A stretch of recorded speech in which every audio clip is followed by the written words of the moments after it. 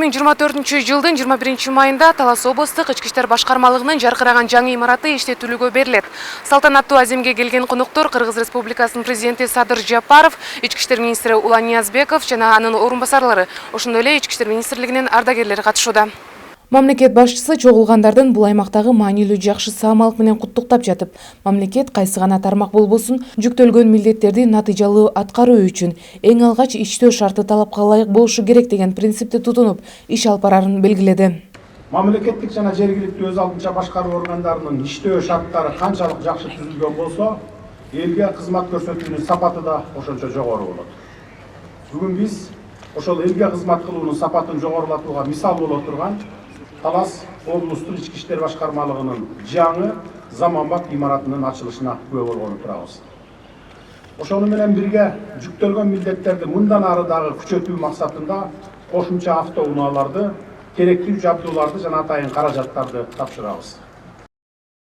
Бул башкармалыктын мурдагы имараты Советтер Союзу учурунда эле курулуп, мамлекеттик башка имараттарда эле жыл сайын оңдоп түзөө иштерине каражаттар талап кылынып келген. Имарат алгач маданият үйү катары 1985-жылы салына баштап, 1987-жылы кайсы бир себептерден улам курулуш иштери токтоп калган. Андан бери бул имарат колдон колго, өкүнүчтүүсү жеке менчикке өтүп кеткен жайы да бар эле. Арадан 36 жыл өткөндөн кийин Талас облустук ички иштер башкармалыгына бул имаратты өткөрүп берүү чечими кабыл алынган. Ал кезде имараттын 4 дуалдан башка эч нерсеси болгон эмес. Ички иштер министри Улан Ниязбеков өздүк курамга иштөө шарттарын түзүү менен элге кызмат көрсөтүүнүн сапатын жогорулатуу максатында демилге көтөрүп, демөөрчү таап бул имараттын курулуш иштери жөнүндө айтып берди. Имаратты демөөрчүлөрдүн эсебинен курдук. Эми ушу Талас жергесинде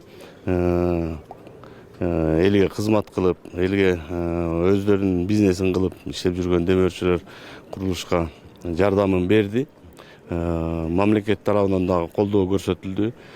Бул имарат 7 айда курулушу бүттү. Атайын ушу биздин урматтуу президентибиздин тапшырмасынын негизинде кызматкерлерге шарт түзүү боюнча биринчи очередде ушул имаратын куруп, заманбап имарат баардык шарттар менен куруп бердик. Андан тышкары мына жаңы автоунааларды бердик. Андан тышкары мына санариптештирүү багытында дагы планшет, боди камераларын баарын ачып бердик. Мындан ары милиция кызматкери санариптештирилген туруктуу иш алып барат.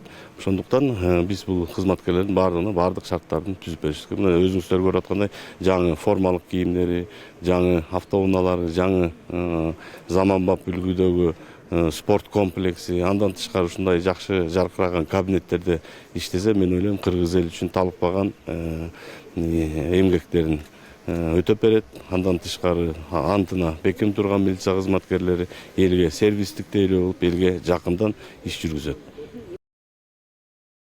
Мындай кубанычтуу учур, жакшы саамалыктар быйылкы жылы 1-ноябрда белгилене турган кыргыз милициясынын 100 жылдыгына карата жакшы жышаан болуп, элдин коопсуздугун камсыздоо үчүн ак кызмат кылып жаткан ар бир милиция кызматкерине өзгөчө дем кошот. Садыр Жапаров келгенден баштап биздин органга, министерствого көңүлү буруп, абдан этияттык менен карады. Себеби келер самат эле биздин айлыгыбызды көтөрдү, пенсиябызды көтөрдү. Органдарга, иштеп жүргөн органдарга үйүнө чейин тургузуп берди. Үй жарын оңдоду. Эми азыркы учурда карабайсызбы, техника дегенди биздин органга абдан карап, техниканы аябай берди. Машина берип атат. Биз Садыр Жапаровго чоң рахмат, биздин органга мындай көңүлүн бурган үчүн чоң рахмат.